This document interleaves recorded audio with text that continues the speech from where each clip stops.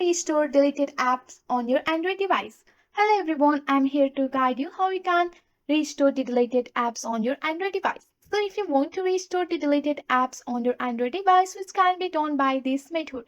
So here are a process how you can do that.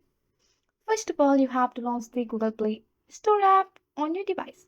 And you have to tap on your profile icon which is on the top right corner of the screen, and then you have to just select manage and devices, then just go for the manage here. Once you are on your manage, you have to tap on the this device option.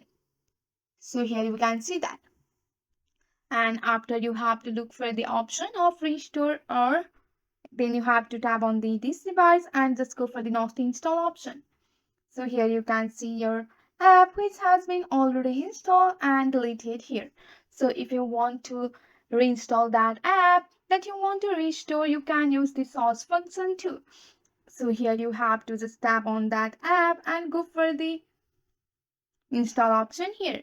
So this is the simple step how you can restore the deleted apps on your Android device. So there is no any way to restore your deleted apps. You can restore it from your Google Play Store. That's it for today. If you like this video, please hit that like button and subscribe for more. I will see you in the next one. Thank you.